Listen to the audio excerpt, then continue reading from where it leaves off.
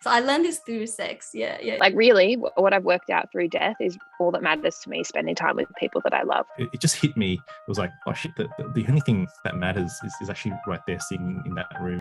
I keep dreaming, I keep planning, I keep fake actions. There's a half mind of it to say, please make sure it works. The other half of me is to say, it's a complete waste of time. Hello, welcome to yet another season of TingTing and KaKa's podcast. And this season, we're going to talk about... We are going to talk about what is work from the lenses of Chinese millennials in Australia. Whoa, how boring and depressing. Well, we both took a career break to find the meaning of work.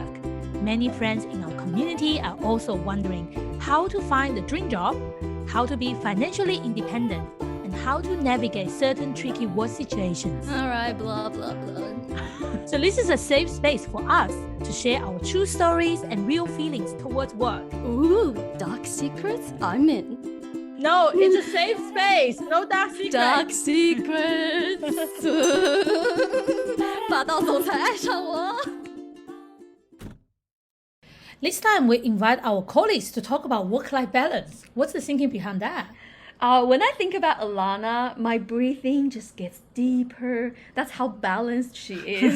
Because of Alanna's unique life experience as a young carer for family, she has an understanding about time, life and death in a way I think rarely people at our age will have. She had worked both in fast-paced city and took a break to focus on life, and now she's just getting back on work. So I feel she's traveled along the spectrum of work-life balance, whatever that means. So I don't work with Alanna anymore though, but you actually invited your current colleague. How brave. Well, because Kiet is actually from my current team and we're actually in very good friends outside work as well. I always wanted to do a podcast episode with Kiet because he just have a natural podcaster voice. I also think he will be able to provide us a new insight that none of us have from the parents' perspective.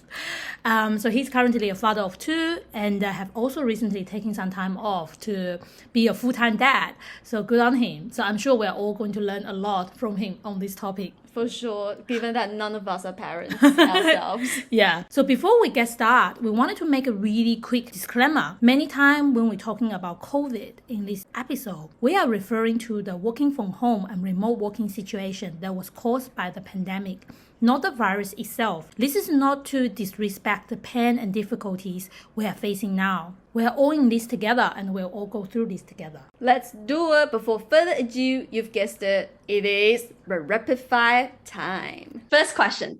If you are not recording this podcast now, what would you be doing? Alanna? Yoga. Kiet? I'll be at the park. Charlotte? At the park with kids. Doing some work. Me, writing some script. Okay, well done. Okay, now you've warmed up. Question number two. If you have a week off, how would you spend it? Forget about all responsibilities, work or family, whatever. What would you be doing? Alanna? I would be at the coast with a book and my journal and my yoga mat and hopefully with my cat somehow. I don't know how that works. And probably doing some sort of like dreamlining, like long-term, like free thinking about what life means to me and where I want to go, and hopefully mix in some dancing and movie time and time with people that I love. I'll be out in the bush, as far from people as possible, probably with the book as well. So just chilling out, camping, getting close to nature. Charlotte? I want to do what I do. Which one? I think both of them, like basically with book in the nature, and then have some water, have books involved, just relax. My short answer was traveling, so very similar to what Alanna and Kiet said. I was thinking like traveling, and I just want to be very spontaneous. Do whatever. I don't know what I'm gonna do. Oh my god, that sounds great. Okay, number three. Question number three. What is your current work-life ratio? So it could be 50-50, so you have a perfect work-life time split, or is it 60-40, 70-30? It's probably like in the 60-40 range, like considering I work like a 9-day fortnight. So yeah, likely I do more work than not. But I feel like I take a lot of days off and I still go traveling. So it doesn't feel like that. but I think on paper it'd be about 60-40. I don't know how many hours it equates to, but mentally speaking, it's probably about 10% work, but 90% non-work.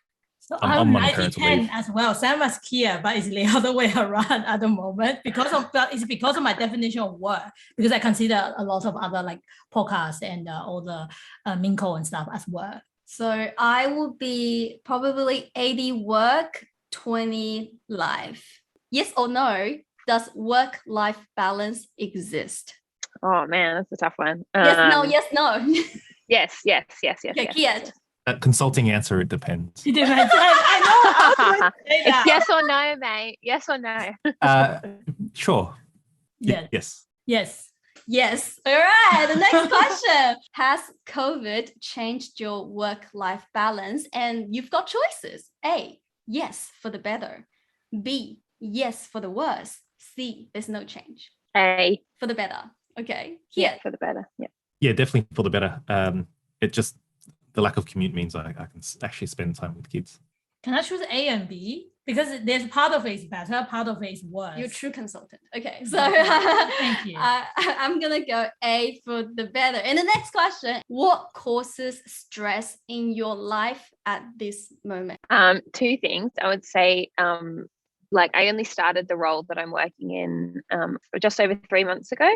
There are a lot of deliverables, like a lot of constant deliverables. So I think just finding that flow and balancing, like being able to deliver and not work like a couple of hours extra every day. And then taking care of a house. So I'm a new homeowner, and it's literally just like, oh, look, the sides of the house get dirty, like things you don't think of. Like there's cobwebs everywhere. To not buying house, not having kids. No, TingTing, every takeaway about this. I don't know. Everything that's worth having is going to be challenging. Anyways, Kiet. This close to Christmas, prioritizing different engagements of social engagements. Everyone's asking you to go to kind of Christmas parties. You know, having to prioritize 3 or 4 different kind of Christmas parties is stressful. Wow, what a luxury. I'm jealous. Where are the people who ask me out for Christmas parties? Anyways, that could be your stress source. Yeah, that's what makes me stress. Nobody invites me. No, they do. I think for me, I'm similar. It's context switching at the moment. It's just I feel like there's so many aspects happening in life, and I'm jumping between from one thing to the other things, and why I wanted to achieving the flow about everything. But because there's so many things happening, I feel like the constant context switching caused me quite a lot of stress at the moment. What's causing me stress at the moment is trying not to worry about the future, because I am at a place with a lot of uncertainty. Like I don't exactly know where I will be 6 months from now, although I will inevitably become successful, but I don't know how long I'll need to wait for that. I just want to see all your reactions when I say this. But yeah, like trying to focus on the present and not be anxious about the future is what causes me stress. So this is all the rapid fire questions. We're getting slower and slower throughout the process, but we complete it, we get there and we get to know about each other, which is amazing.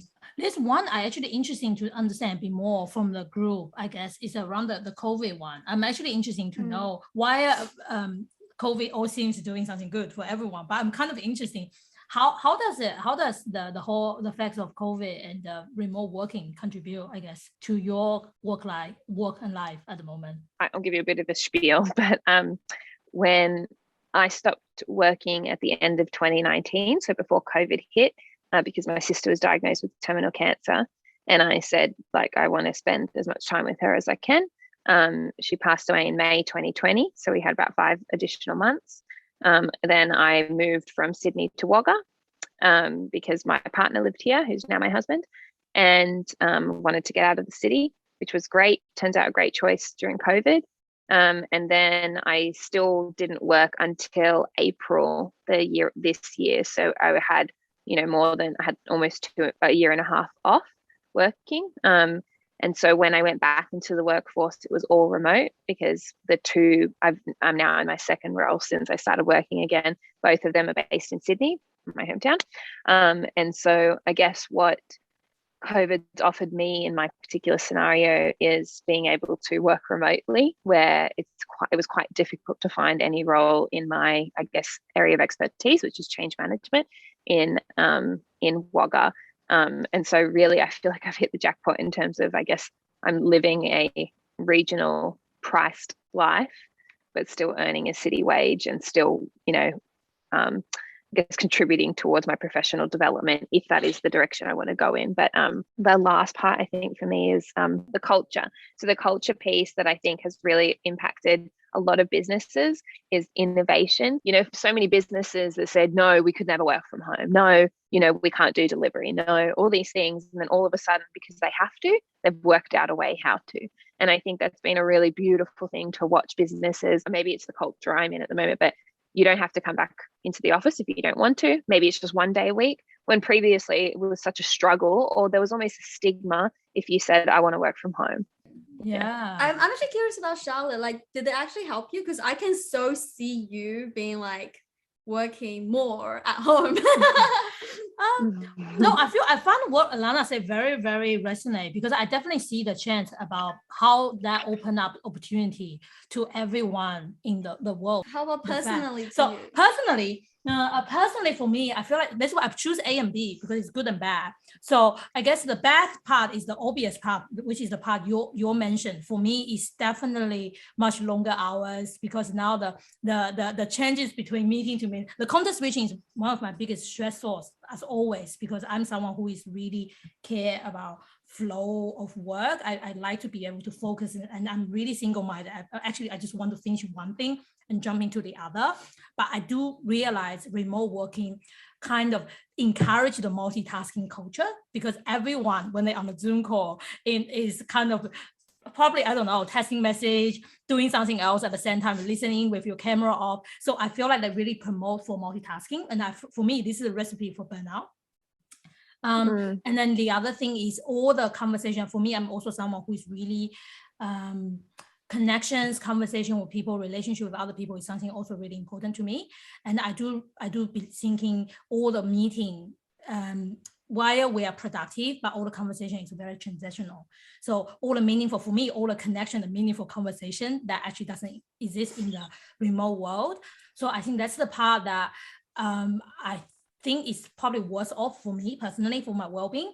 However, the positive part, if I think about it, that's where because of COVID, I can start with TingTing and KaKa. That's how I can start with Flamingo. If I don't have that in my previous working pattern, I would never thinking about reflect about the whole meaning of my life, where I passionate is, where I'm interested in, what the skills that I want to apply. I won't have that reflection point and actually have time before go to work and after go to work on some of his side hustle. So that really make a difference for me as well. Yeah, I guess like these 2 points for me is good enough to counter anything else I have, which is the place for me to stop and thinking about where I wanted to go. Kiet, what's your take having like new family members during COVID? As you've kind of hit the nail on the head, TingTing. When COVID started, I was in a situation where my first child was a couple of months old. It's how my wife was kind of pregnant with the second one coming along. For me, professionally, it meant exactly what kind of Charlotte said. You get the hour before and after it's back. We have the flexibility of spending a bit more time in the morning with the kids and helping prep them to go to childcare and also just being able to pick them up afterwards and having that extra half hour with them is a big difference. That was a blessing. Also for my wife, she runs her own business. What it meant is having a child was lost revenue, right? So because everything was locked down anyway, it meant that the opportunity cost wasn't there. She didn't have to make that choice between going back to work before the little one was old enough to go to childcare and having to kind of make that trade-off of should I go back to work early and kind of pick up the business or do I kind of spend more time with my child, right? We were forced to. It's a nice thing when you don't have that choice. And then socially, because we've got two really young kids, naturally our kind of social circle shrinks very, very rapidly. Going into lockdown kind of fit very naturally to that lifestyle change. Definitely not having kids. Before COVID, I used to be the person who like does yoga and dance in the toilet cells, because I can't literally sit for more than an hour. Like 1 hour sitting is like enough for me, and I have to get up and I have to stretch. Like I can't be still and still be productive. I have to be moving and be productive. So are you saying the COVID basically upon you opportunity to do that at home without people, without judging look, essentially? I can do that without worrying too much about what other people think. For me, it's two key questions. One question was about this COVID, because I'm really interested about everyone's perspective. Second one is kind of touch it a little bit. It's also around how does starting a family changing your perspective on the work and work-life balance as well? For me, before starting a family, and even now, work is still a very, very big part of it. And that's because I might be jumping the gun here, but I'm very fortunate that work for me is the space where I can have a creative outlet. It's such a sad state where for a lot of people, they have to make a choice between the creative work versus kind of making quote unquote real money, right? That's the reason why I've always been able to prioritize work. That's changed quite a fair bit since I've had kids. In that, I remember there was a very specific moment when after my first son Lockie was born, my wife was nursing him in a room, and it just hit me. It was like, oh shit, the only thing that matters is actually right there sitting in that room, and it was a surreal moment because I'd never felt that before as a man. And that kind of really put things in perspective. Family used to be kind of second or third for me, and now it is first, but still followed quite closely by work. So that's kind of what's changed, and kind of the story behind how it's changed. Yeah, that's really interesting. Like I think about it's interesting that you've had this experience through life, and I've gotten this perspective through death. But yeah, I think growing up around a lot of mortality and having experienced a lot of it very recently, I honestly feel very grateful. This might sound morbid, but very, very grateful to have these experiences, especially at my age. I'm 28 now, and what it's provided me is with a really deep understanding of what's important and what's not. And yeah, it's funny to me to hear, someone who's had a child now, had to have that moment and be like, wow, that's all that matters, when I feel like I've had that perspective for such a long time, which it's quite ostracizing when people are like, oh, let's go and do this. And I'm like, no, my family needs help. And, people don't understand that. And then all of a sudden they become a carer or a parent. And then they're like, oh, the penny drops. And they're like, right, so this is actually what life's about. All that other stuff is just kind of stuff. Not saying work's not important, but it depends what work you do as well, but it's not, oh man, I'm lost for the words, but I feel as though when you're spending time with people, like really what I've worked out through death is all that matters to me, spending time with people that I love. Like it's great to create, and that includes myself, right? Like I also love myself, so I have to make time for myself. I hope more people experience that perspective, and I don't really know how people experience that until they have an experience. I watched, say, my sister, working a pretty high corporate job and trying to juggle being a parent, and now as the child's older, he's 9 years old now, she's got more time and space to do things for herself. But I think that's really one big key that I would love to take into parenting if I end up being a parent, is, and I'm sure it will be if I struggle, but is making sure that I'm having time to myself and prioritizing, where I'm going for my family as well, instead of getting lost in, well, all of these things are urgent. We need to get nappies and we need to do X, Y, Z, and that's all that matters because it's on a time frame.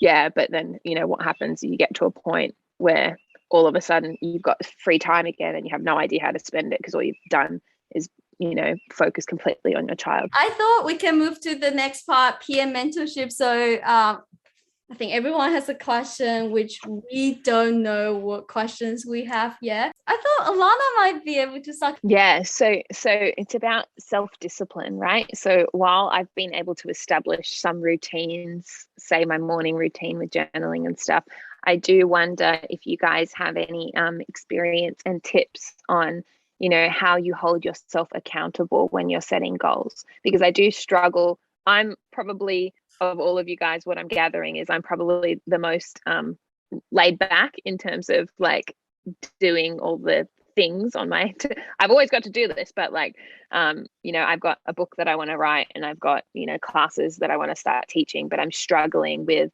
actually holding myself accountable to make those things happen, considering I'm not relying on them for finance. Like, I've got a job.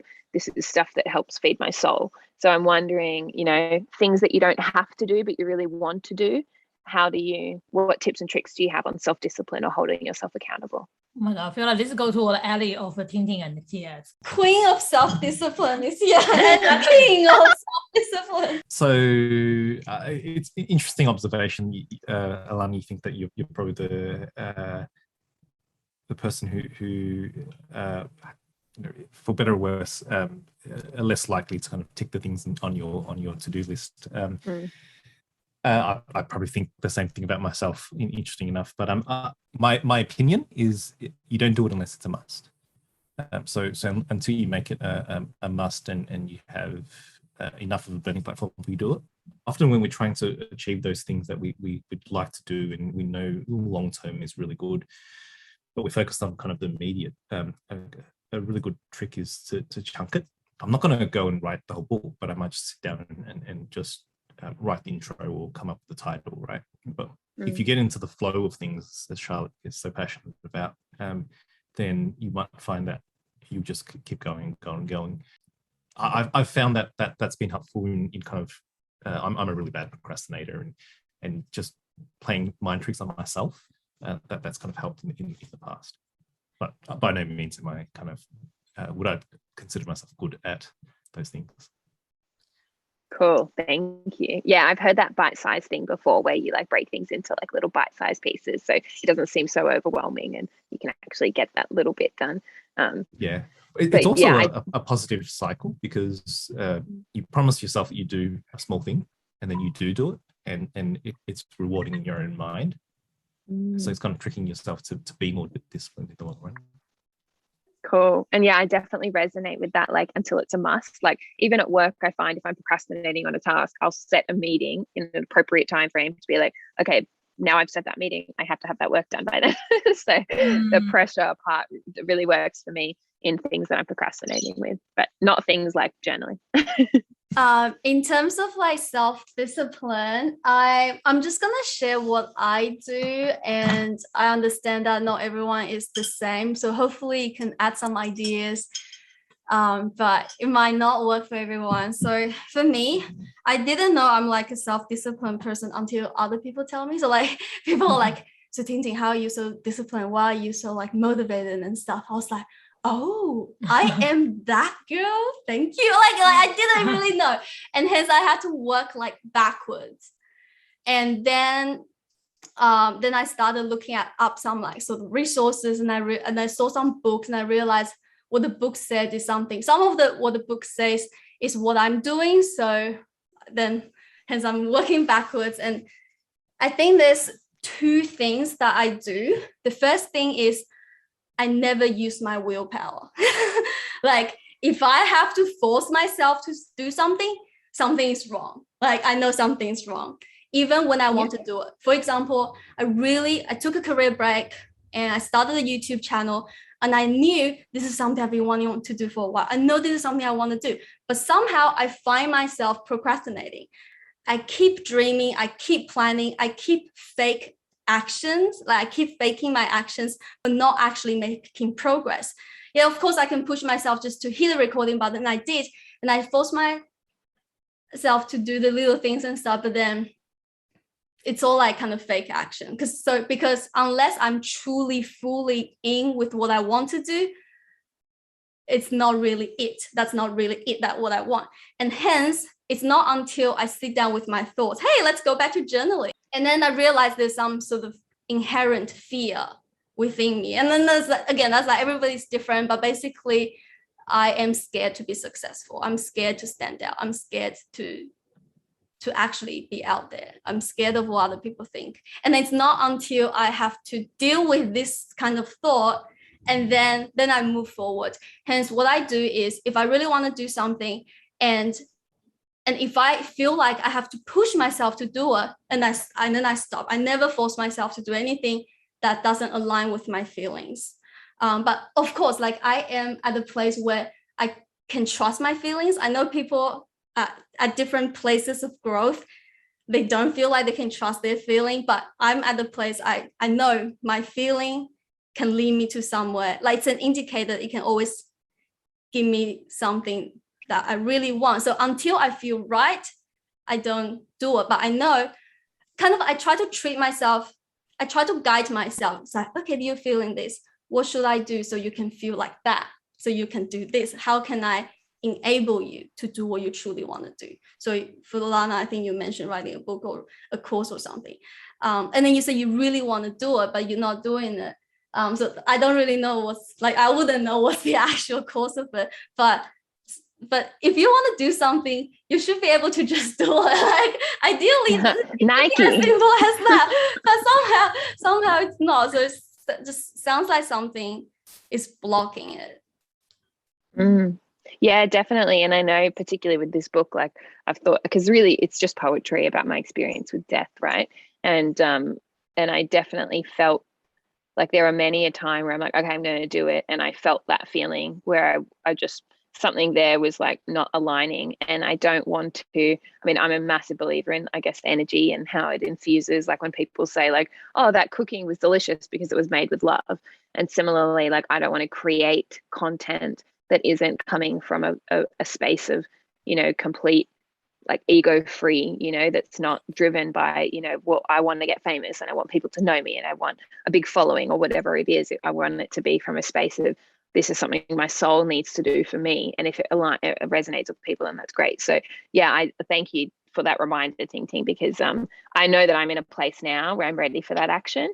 So that's why I'm interested in those kind of, you know, specific tips in terms of like, okay, what do you need to do to make it happen? But yeah, I totally agree with that. And I do agree that, yeah, some people are not ready to, they can't feel that feeling. They don't know what that is. And that just takes time with being by yourself. But thank you. Oh, that's so cool. No, thank you for asking the question. I find this is a really good question. I just want to say, if you write that poet or whatever, you deserve to be famous. You deserve to have massive followership. You deserve to be rich and famous. Like, accept that. Also, I feel like I accept it. I'll take it. Yeah. Dream it. Just add it to your dream life. But I think it's really depends on what you really want. I think all of the answers all align with that line. I don't know if it were helpful because something that TingTing do really, really well is for your wedding, you have your wedding vow basically putting in the house. So I almost feel like maybe something can help you is doing almost like a 5 why exercise, why you want to start in this church, like with this book, where you wanted to go, what kind of feeling, the whole exercise you were dreamline about, actually visualize it, put it somewhere in your place. That's something I do find it really useful. Why I want to write this book, like why I want to helping others, write it down somewhere. If that's the true answer, that will always inspire you, and that will add as a constant reminder for you in the house as well. Well, I have 2 things actually. The first one is never use your willpower. Actually, it does work. Like same with fitness. Like if you want to lose weight, don't use your willpower because it's going to be sustainable. The second one is similar to what Kiet says. It's like make it super simple. If I want to do something and I find myself not doing it, that means either it's not making me feel good enough. Second, it's not easy enough for me. So I'll think about how can I make it fun and exciting and like happy to do. And the second is how can I make it so easy to do, just like breathing. It should come so naturally to me. That's what I'm experiencing with my YouTube. Like initially I have such a big expectation for, so this needs to be do this, my video quality needs to be good, the audio needs to be good, I need to be perfect, the script needs to be perfect, every moment needs to be perfect. And because I dream too big, I think, and it crashes me down, and I never begin acting on it because I'm so afraid of failure, because what I imagine I actually didn't believe I can do it. And then I basically have to accept I have to start somewhere so simple, and hence I just focus on one thing. I just need to practice being natural in front of the camera, and I give up everything else. I just focus on this one thing, and then I just have to accept I have to do it's step by step. The way you say remind me of the James Clearing's book about autonomic habit, about how you sustain the change. One thing you did differently is you change your identity. So that's basically the core of a change. A lot of people, how you make changes, they're changing the process, changing the system, using the a willpower to force you to change the process. Yeah. But the first thing you did, make it right and sustainable, is you change your identity. If you change it, I'm going to be a creator. And I think Alanna's perspective is you change your identity. I'm going to be a popular book writer to be able to change the world for people. I think that's generally the hardest one. Once you're changing the identity, then everything follow in a way. So I feel from what I hear, I think that's the kind of the secret source there as well. I love that, because again in yoga they talk about that again your identity is really just a role and a story that you're telling yourself. Like I am, I'm a Wagga. I live in the regional area and I work full time. That's not who you are. That's just like the role that you've kind of assigned yourself. And when you can break out of that role, I think that's really powerful. And that comes back to the power of the mind and the power of your belief. And so your ability to dream up a new role for yourself. Again in yoga, we talk about don't keep yourself in a role, try and let all of those kind of things go. You are all of those things, but underneath that you're something else, which we can talk about another time. And those are just stories that we tell ourselves. So the storytelling aspect of your identity, I think, is so important to achieving that. So yes, thank you. I'll practice that. I don't know if I'm going to sit there and be I'm going to be a world famous author. I think it will be more I'm going to help people, people will connect with this, and I think that will really help me. So yeah, thank you guys. Cool. So who wants to go next? Okay, you look at me. Okay. Let me ask my question first then, because I think my question is preventing burnout. Because I think my personality type is very easy to draw burnout, because I've always feel very energetic about everything, and I don't feel burnout as other people as well, because when I'm doing things, I always put my whole soul and everything in as I can. So when I'm actually doing the work, I never feel tired or exhausted. It's only when I take a holiday or when I stop, or I don't know, if my partner suddenly come here to give me a hug, and that's the moment when I have a sudden realization about actually having burnout, and I suddenly just will crash. So the way how I currently deal, I definitely wanted to have a better way to detect burnout, early burnout sign, and also to prevent burnout as well, because I don't have a good way to managing it at the moment. So I've got thoughts on this. Yes. So again, I'm just going to go back to yoga because I feel like that's really helped me. But they talk about that we're all kind of made up of different elements, right? Or some people are more like you, and they're a lot more go, action orientated, you need to achieve. And that's how you kind of keep moving through the world. And on the flip side, there are people that find doing nothing very easy, and that's all they want to do. They find getting up and doing things is really difficult. And they say that the things that you're most attracted to, so in your case, it's doing, you should do more of the opposite, which is not doing. And so, which is always challenging, right? It's like when people say they hate meditating, they're the ones that probably need it the most. And so to prevent burnout, I would recommend doing a lot of slow actions, right? So meditation, journaling, spending time by yourself, slowing down, and you have to make time. Just as you make time to achieve all your other actions, you have to make time to do nothing. But Charlotte, you do that. Charlotte, I think she's very intentional to practice, and I believe because it's been a thing for her for a while, so she tried many things. I think you always trying to balance this out. I mean, you've improved a lot from what I can observe through meditation. But when I hear from what Alanna, that's true, because what Alanna said, what resonates with me is people always making fun about how fast I work, how quickly I speak. And then every single time, to be very honest, when I do meditations and yoga, there's half mind of it to say, please make sure it works. The other half of me is to say, it's a complete waste of time. So then I've actually started thinking about, maybe I don't know if this is true. Maybe it's because because I'm intentionally using this slow method to slow down my life instead of I'm actually doing just that. To be.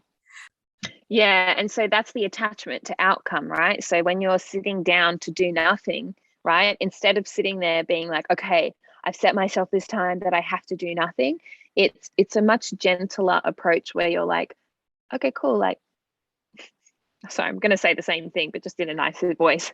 Cool, I'm just going to sit and do nothing for a while. Like, really, it's not. I mean, it's the same thing in meditation, right? If I sit down to meditate in order to feel better, I'm probably not going to feel better because I've set myself that expectation, I've set myself that goal, and now all I'm thinking about is I have to have that. I need that to feel like this is worth it.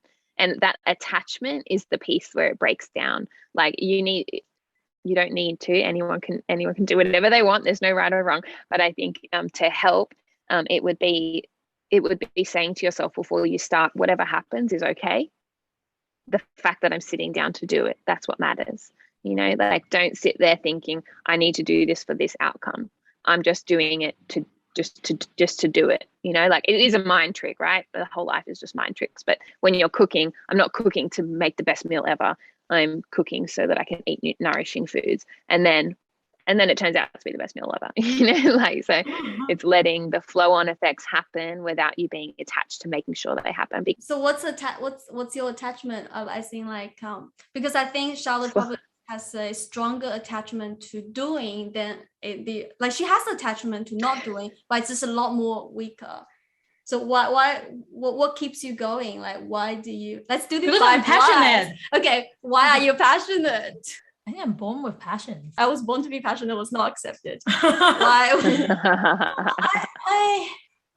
I do feel like family does have some sort of influence in that sense. I think Asian culture is a culture of achievement. It's an achievement mindset. It's generally the way how we brought up is always setting a goal to say you have to get all A in your math or in your degree, and then we hit A, we get rewards. So it is very goal oriented. I feel like that's how the environment has been brought up. So just similar to, I think it's really nice to hear when you say that willpower, like self-esteem and willpower, is not as useful as what you think it is. However, I was brought up in a very different kind of environment. It's all about how will we be able to achieve the goal you set it in, and deadlines, and I guess the goal is all kind of the tools and the weapon, almost like a weapon, to help you to get to where you go to. So I feel like that's the kind of mindset I've been like grew up with. So I definitely thinking that actually caused a lot of the stress. It just become my way of working, become Charlotte's operation model. Right. So it's very hard. So now I'm in the middle of transition, a transformation, whatever it is as well, right? So changing to this new way of working. So that's the part I feel like it's probably also a Kiet's domain of expertise. Is should I want, of course, if I want this transformation to be successful, I need all level. I need mindset change, I need principle change, and I need practice change. At the moment, I believe my level of transition is still in the practice level. So I feel like I'm making all this practice, trying to forcing myself to get into the mindset change. But for some weird reason, some of these mindset and the principle is just so rooted within me. I can't change it. So that's why every single time when I'm making changing on the lower level, it roll back, because my mindset and practice haven't changed. Only the practice change. They do nothing. So what does it mean if you're not achieving? That's the third one. Yeah, that's a question I couldn't answer. Everyone, therapy asked me this question. My old mentor asked me. I couldn't answer. Like, that's why I feel like it's about the accepting piece. I think I asked Alanna the question. That's the question I keep asking myself, and I couldn't answer that. Is why I can't accepting myself for not achieving. Can I give you a little story that I've heard? So, yes, so people set all these goals, right? And you set out to achieve all these things. And a lot of the time, say it's around like your early mid 40s, most people achieve all the things that they think that they need in order to feel fulfilled, feel happy, peaceful, whatever it is. Generally, those things are like, own a home, have a family, successful in my career. And the story goes that, this person gets to that time, they have all the things on their list that they thought that they needed, but they don't feel any different. And all of a sudden it feels like the universe has played a trick on you, and you're laughing because you realize that you've spent all this time trying to achieve and get to that next thing, when really all there is now. All that other stuff is, I like to imagine, again, I'm kind of come from the death perspective, right? But imagine your life. And this is another thing that that Stephen Covey recommends to do in the 8 Habits of Highly Effective People. Imagine yourself on your deathbed, and you're looking back on your life. What was important? Was spending those extra years working really hard to get that next promotion. Did that actually enhance your life? Are you happy? And there's no right or wrong. Maybe it does. But I think it's being clear that at the end of it all, we're all going to die, right? That's a fact of life. I think it should be talked about more and not be feared. It's just part of life. So what makes your life worth living for you? And that's what we should be chasing, and maybe it is those material things, but then at least when you have them, you will actually feel fulfilled. You're not just feeling empty because you've done all the things society have told you that you need to be happy, and then all of a sudden you're there and you're like, well, that actually didn't change anything for me. So I think asking yourself those questions of why am I actually doing this? At the end of the day, is this what I want to spend my time and energy doing? The energy I'm getting from work is the fact that I'm doing the work. At the moment, I'll be able to do the work. The fact that I'm doing all the side hustle, the joy I get from these podcasts is not about how many people viewing a podcast. It's the fact that I'm having a good chat with my friends and family.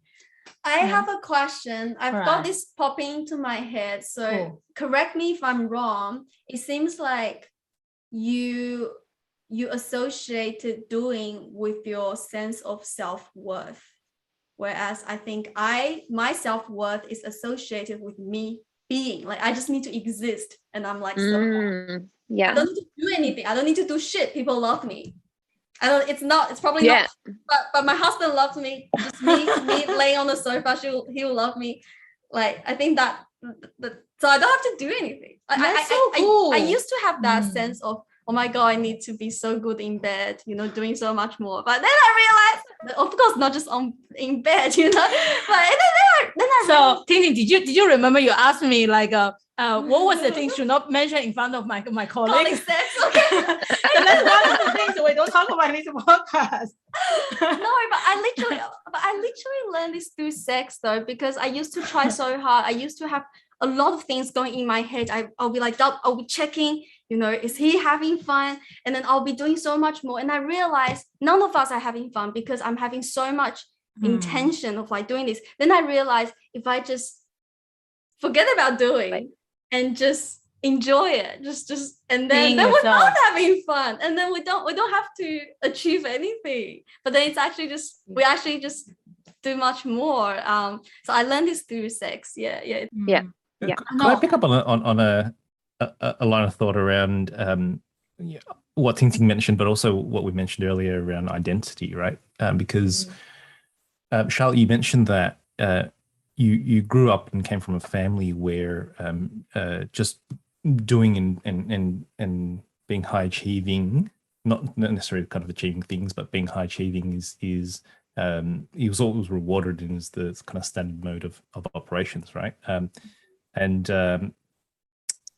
If I listen to a lot of School of Life, it's a YouTube channel, goes into a lot of psychotherapy, and a lot of times, the way you're brought up is how we kind of operate in the world is kind of shaped by how we're brought up. So the question back to you is, if as an identity, the being the person who kind of is always constantly motivated and doing and passionate, if that wasn't you, if you were to change that, would you be more happy? No, that's something I find interesting because both my parents are still working. Like my dad, have been working for I don't know, over the same place for over 40 years. Every single time when I hear my mom say, "Is you're actually working overnight in your office." For his level of expertise, he doesn't have to work overnight in the office all the time. On the weekend, he's taking extra job. My mom retired for 1 year and pick up a job literally on the way when she travel as well and go back to work straight after. So I think my family have this tendency of work is it's part of the life, and everyone is almost proud of the facts that they are doing what they love. And she showcases and broadcasts her work life all the time when she travels, because now she's a tourist guide. She literally will broadcast all her work all the time. And I do thinking what Kiet said is important. I feel like there are two things is aha moment for me so far. One is the message that TingTing gave me. I definitely thinking that's accurate. So I'm going to do a bit more reflection around that. Is why my identity. I love you as who you are. It's an identity crisis. I think it's definitely associated with doing more. Second part is what Kiet is talking about is, would that make me happier if I'm not doing at this stage of life? I feel like I will be less. So that's why I asked the question is, I do feel like the moment of being, I feel happy. I don't feel unhappy for doing additional things. If I feel unhappy, I won't do that, because for me is the long-term impact. I'm worried about that is when I do burn out, there will be bigger context switching costs for me, because I need to stop for about a month or 2 months. Last time when I burned out, I have to take 2 months break to completely stop and do nothing to be able to pick myself up. And also in the future, I get a bit older, I will have like a actual health kind of impact as well. So I just wanted to prevent that happen. I guess it's short term and long term.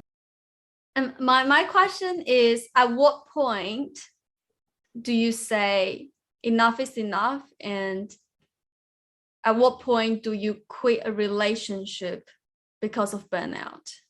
Like, like it can happen at work, it can happen at life, it can be a friend, it can be a colleague, it can be a family member. Obviously, it becomes a lot more harder when it's personal relationship. But like, at what point you just feel like there's nothing I can give? Like I think everyone has experienced that moment where like, I've tried everything, but then do you just like, is it, even at work, it's like, okay, maybe I just need a bit of break to recharge then. But then at what point it's actually wiser to say, I quit and this is it? But you're talking about specifically relationships, right? Like when you quit a relationship. Yeah, like in my head, I'm actually thinking about like personal relationship, but I hope to be inspired by some stories of when in the past, when you guys maybe have made that decision, if you have at all made the decision to quit. Yeah, there's interesting tips. So like, I guess I had a difficult upbringing. There are people in, I guess, personal life that disappoint and don't live up to expectations, or are not a good influence, not a good energy to be around. And I guess it's up to you what your boundaries are. So I would say to articulate to yourself, what are you willing to be okay with and what are you not? For example, if I'm thinking about it from a family perspective, can you guys still hear me? Sorry, I think we can. We're deep in our thoughts. Okay, when from a family perspective, right? Like, what are your values around family? Some people, like my mum would say this, you can just cut off family like you cut off friends. That's your choice. You can do whatever you want. It's really up to you. It's what you're going to be okay with when you're older. Was that the right choice to have made? And only you can make that call. And for me, I've I don't want to use the word cut out, but I have detached myself from particular friendships that I found were not working for me. I was very careful growing up who I spent my time around, because my time and energy was limited being a young carer at home anyway. So I was very quick to notice if that person was worth my time and energy or not. And I don't regret that at all. I think that's a great way to live. If anything, it meant that all of my friends that I have are just incredible and I love them. But yeah, there are the few friends that you realize after a while that you're like, oh, like that behavior is not okay for me. Doesn't mean they're a bad person. It just means that I need something different to what they're willing to offer. And maybe that's just not going to work, similar to breaking up a relationship. In terms of like family, that's where it gets tricky for me, because I have very strong family values that like, doesn't matter that they're, assholes, they're my family. So yeah, it's up to you to define what those boundaries are, and make sure that you keep that space for yourself that helps you come back and feel safe and feel grounded, so that next time you go into that situation with that person, it's if it's something that you feel you want to continue, even though it's not actually serving you that well, but it will serve long-term you, because you'll know you did everything that you could and you never gave up. Yeah, I think making sure that you have set yourself time, or I guess know yourself well enough to know what you need to re-energize before you go back into that space. I remember my therapist telling me, like, imagine that he said, like, it seems like you're a full bucket, right? And then you walk into your family and you give and give and give and give, and then you have nothing left for yourself. And so it's remembering that, like, you have to keep some of that for yourself. And the other tip from a yogi that I got was about, like, protecting your energy, because I think that's really what we're talking about, is because you can be around shit people and it's really fine. It's more about when you feel like you've lost something, you feel like you're less, that you're in a worse state than you were because of that interaction with that person. So energy keeping, this is a very, like, psychological one, but he suggested, imagine you are like a bright light and you're wrapped in cotton wool, and anytime you're with that person that you feel drains your energy, you're wrapped in that cotton wool. And so really they can't really touch your energy. They're just in their own space experiencing their own thing, and it's really not about you. They're reflecting their shit onto you. And so that's really helped me with relationships that I felt that I from my values didn't want to discard, that were too important to me. I don't know if that, like, is super helpful for you, Ting. I imagine I kind of know where you're coming from. I think when I asked this question, I was trying to be lazy. I hope the answer is something that people give me. I hope other people can make the decision for me. But yeah, like, ultimately, I need to be courageous to make my own decision. And the hard thing for me is forgiveness. Like, you know, I hear about, you know, forgiveness is like ultimately good for me, and I believe that as well. But I haven't figured out how. And I also understand people are on their journeys. They are the way that's why they do that. And it's more about them, not about me. But I'm still holding on to that part of me. And then probably because I'm so tired of resenting, and that's what's burning me out. It's not, but then also understanding, even cutting out that relationship doesn't mean I'll stop resenting. Hence, it's not really, for me, it wouldn't do me any good at this particular time. And I like how you said about doing it for the long-term me, how I can say that I tried my best and I never gave up. I think that will keep me going for a while. And it's a journey, still going. I'll tell you what, one thing, if it is, you know, in relation to family, that's really helpful is to not see your family in these roles of mother, father. Like, you know, people, you attach expectations when you create roles for them. When you say, this is my mother, this is how she should be, and she's not like that, so I feel like I'm missing out, or she's wrong and she shouldn't be like that, you know. Instead, and similarly, you know, you being the child, like in terms of bravery and courage, that comes from remembering that actually, why don't you just think of you as these two individual adults? Yeah, letting go of those roles and those expectations and seeing people as their perfectly imperfect selves, right? Everyone is flawed and those are their flaws. And if I don't accept them and stop trying to change them, then you're never going to feel peaceful. And it's not to say that that person's going to stop trying to change you, but all you have control over is yourself. That's something I find it very interesting when you say that, because when I'm thinking about relationship, I do notice most of my resent is actually towards the role. It's because most of my resent is towards to say, if they are in that position, why they are not doing that. It's my resent is always the expectation for the role instead of individual. If I see them as an individual, I will actually have much more empathy around to say, hey, that's actually a really cool individual. And then that person have these like pros and cons, just like everyone else is. So that's actually really interesting exercise. And the other thing I think Alanna said, I found it resonate, is something that I'm not doing well, and you're pointing out multiple times, is around the self-worth here as well. Is when in this relationship at the end, is are you putting them like I guess about in the relationship with them, about are they conflicting with your self-worth there as well? How to set up as the boundary to protect yourself in a relationship. And then, like what helps, like for example, move, like if it's I'm thinking your parents, but if it's a parent thing, like move out, like not that you're living, but like create space for you guys to, miss each other and, don't talk every day, like work out like what you need to that when you come back together, you actually, that love is kind of reignited. It's the same thing in like in a relationship, right? Where like if you're together all the time, you don't have any space to miss each other and you end up kind of just becoming one person, you're codependent and all this stuff is similar in family dynamics where you actually need to find separation and individuality for you to come back and miss each other and learn new things about each other. And again, you can't control how that other person is, but stay curious, remember they're an evolving being and don't give up. Because if your projection of them, like if you're just thinking like, oh, they're never going to change, they probably won't. Because I really believe that our thoughts have power. So if you're believing that about your family, then how are they not going to believe that as well? Whatever role you project onto them, they're inevitably subconsciously feeling. So it's about continuously coming with a fresh set of eyes with, hope and faith that like, I mean, I'm very optimistic though, but it's helped me throughout my life. So I don't really see the point of not being like that.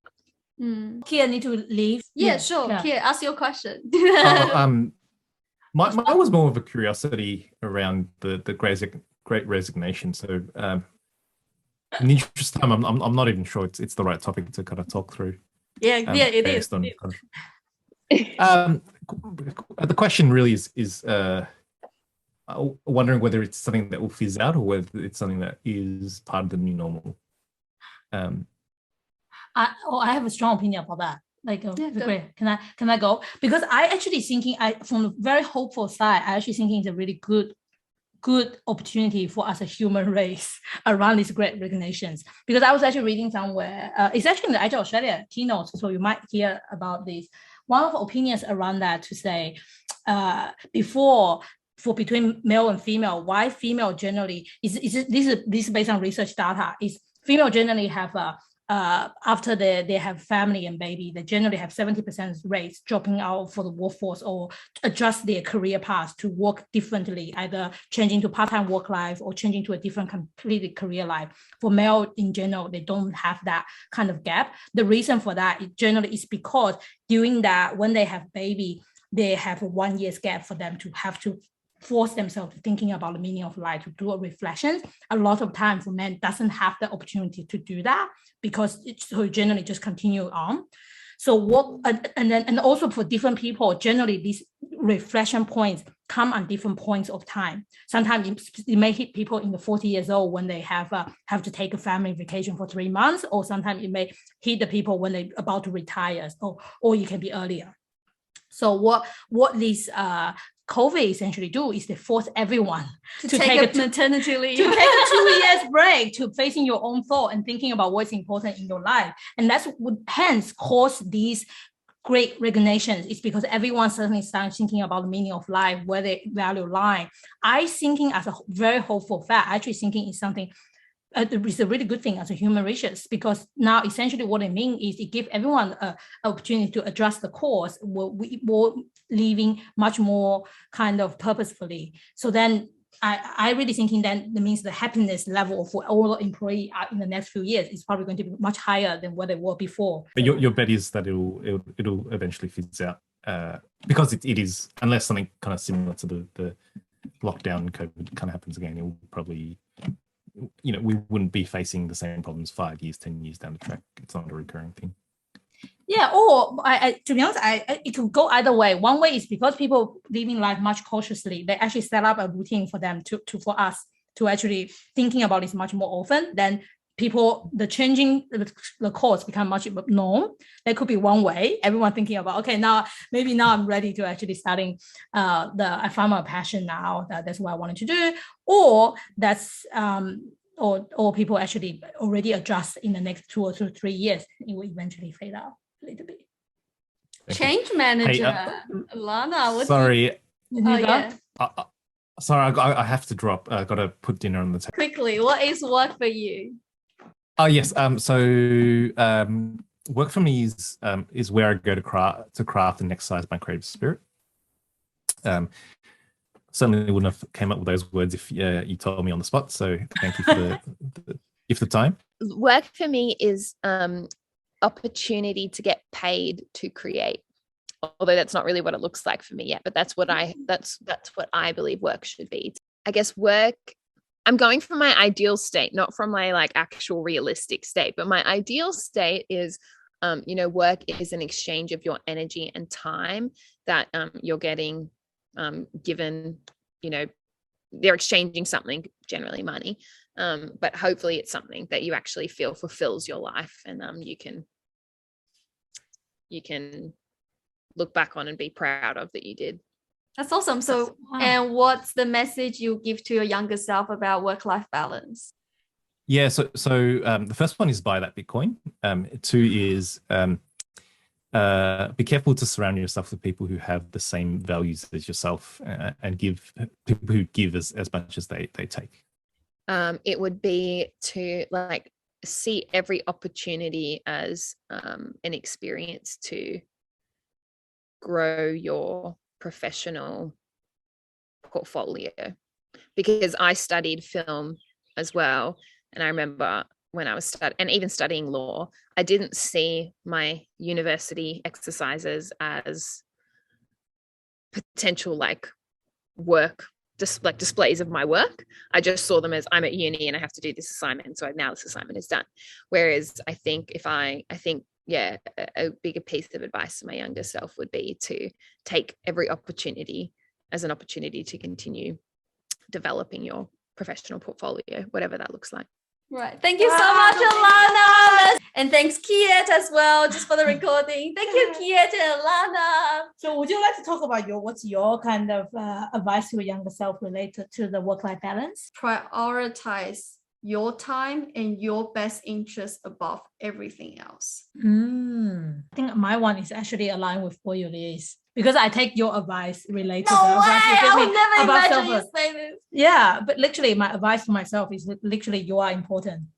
Oh, Yeah, because I never thought, that's something I never come to my mind when I was younger. So Same. yeah. That's a thoughtful Sunday. Right, let's wrap it up. Okay, thanks for listening. Thank you. Bye. Bye. You still here?